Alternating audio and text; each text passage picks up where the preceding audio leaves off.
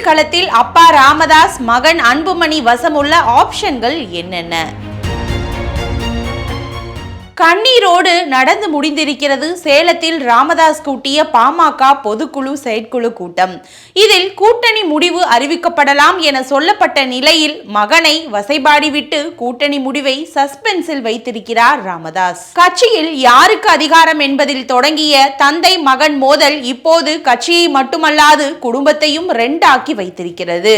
அன்புமணியும் அவரது மனைவி சௌமியாவும் ஒரு பக்கம் நிற்கிறார்கள், மற்றவர்கள் எல்லாம் ராமதாஸின் பின்னால் நிற்கிறார்கள். ஆனால் கட்சியை பொறுத்தவரை பெருவாரியான நிர்வாகிகளும் எம்எல்ஏக்களும் அன்புமணி பக்கமே நிற்பதாக சொல்கிறார்கள். இரண்டு தரப்பையும் சமாதானப்படுத்த பாஜக எடுத்த முயற்சிகளும் தோற்று போன நிலையில் அப்பாவும் பிள்ளையும் இப்போது ஆளுக்கு ஒரு கூட்டணியில் அங்கம் வகிக்க வேண்டிய நிர்பந்தத்திற்கு ஆளாகி இருக்கிறார்கள்.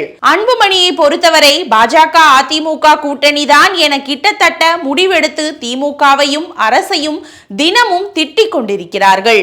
தனிப்பட்ட சில காரணங்களால் அவர் தைரியமாக பாஜகவை விட்டு வெளியில் வர முடியாத சூழலும் இருக்கிறது. இதையும் மீறி தொகுதி பங்கீட்டில் பிரச்சனை வெடிக்குமானால் அன்புமணியின் அடுத்த சாய்ஸ் தாவேகாவாக இருக்கும். அன்புமணி பாஜக அதிமுக கூட்டணியை நோக்கி நகரும் காரணத்தாலேயே ராமதாஸ் அந்த கூட்டணியில் இருக்க மாட்டார் என்பது தெள்ள தெளிவாகிறது. அவருக்கு இருக்கும் முதல் சாய்ஸ் திமுக கூட்டணி. அங்கே கேட்பது கிடைக்காமல் போனால் ராமதாசுக்கு தாவேகா தான் அடுத்த சாய்ஸாக இருக்கும். நாங்கள் தான் உண்மையான பாமக, 95% தொண்டர்கள் எங்கள் பக்கம்தான் நிற்கிறார்கள், அதனால் எங்களிடம்தான் கூட்டணி பேச்சுவார்த்தைகளை நடத்த வேண்டும் என்கிறார் ராமதாஸ். ஆனால் கள யதார்த்தம் வேறாக இருக்கிறது. கடைசி வரைக்கும் பார்த்துவிட்டு இருவரும் ஒத்து வராத பட்சத்தில் அன்புமணியுடன் பேச்சுவார்த்தை நடத்த அதிமுக அணியும் ராமதாசுடன் பேச்சுவார்த்தை நடத்த திமுக அணியும் தயாராகவே இருக்கிறது. இதில் திமுகவுக்கு இருக்கும் சிக்கல் என்னவென்றால் பாமக இருக்கும் அணியில் நாங்கள் இருக்க மாட்டோம் என விசிக முன்கூட்டியே சொல்லி வைத்திருக்கிறது. ஒருவேளை ராமதாஸை கூட்டணிக்குள் சேர்ப்பதாக இருந்தால் விசிகாவை முதலில் சமாதானப்படுத்த வேண்டிய கட்டாயம் திமுகவுக்கு இருக்கிறது. விசிகாவை சங்கடப்படுத்த வேண்டாம் என திமுக நினைத்தால் ராமதாஸை கூட்டணிக்குள் கொண்டு வராமலும் விட்டுவிடலாம். ஆக எப்படி பார்த்தாலும் பாமகவின் இரண்டு பிரிவுகளும் ஆளுக்கு ஒரு கூட்டணியில் போட்டியிட போகிறார்கள்.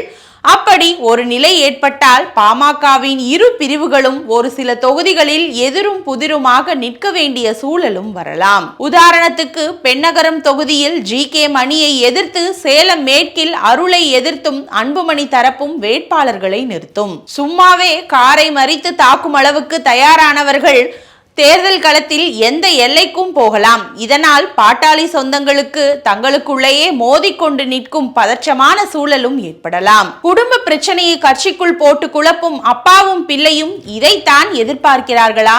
பொறுத்திருந்து பார்ப்போம்.